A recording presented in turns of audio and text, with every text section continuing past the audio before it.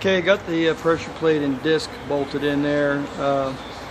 Something I found interesting is it's 9 concentric bolts with 3 unconcentric dowel pins. So that disc or the pressure plate only goes in one way. Make sure you got those dowel pins lined up with the holes.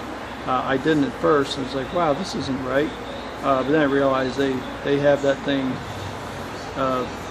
Why they did that, I don't know, but just make sure you may have to rotate that pressure plate till all the dowel holes and the bolt holes line up properly.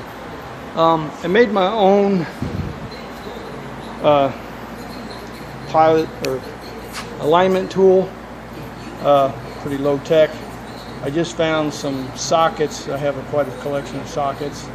I just found some that fit snugly in the holes, one in the flywheel hole and the other for the clutch disc. And then I just ran, since they were 1/2-inch drive, I found a punch that was 1/2-inch square stock, ran that up the middle, keep them all aligned, and then I just kind of tack welded them together. They'll easily knock right apart, but that was just to keep everything lined up. So I kind of made my own tool because I couldn't find a reasonable, inexpensive, readily available alignment tool for this. It's kind of unusual with the 19 fine splined disc.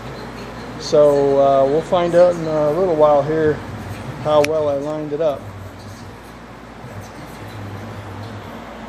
And I guess my next step here is I'm going to try to put the throwout bearing in. I'm going to reuse the old throwout bearing. Now this may sound stupid, but the one that I got is a little bit taller, a little bit thicker, not by much. I didn't measure it, but I could visibly see it. And I've heard of some people having problems with not enough clearance, not enough free play left in the pedal, and to where it ended up applying pressure on the fingers all the time, which would prematurely wear stuff out.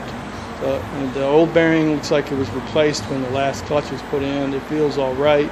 So I'm going to go with that. I hope I'm not making a mistake. But the new bearing, just I know I'll destroy the old bearing getting it off. It's shaped a little different than the new one, and the new one, like I said, is taller, thicker. I'm not real happy about that.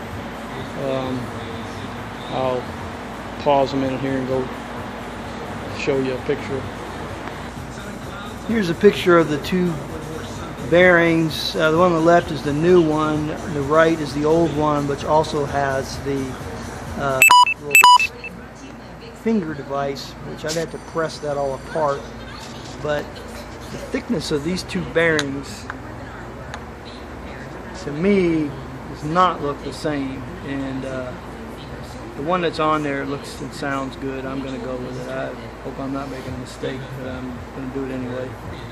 All right, here we go.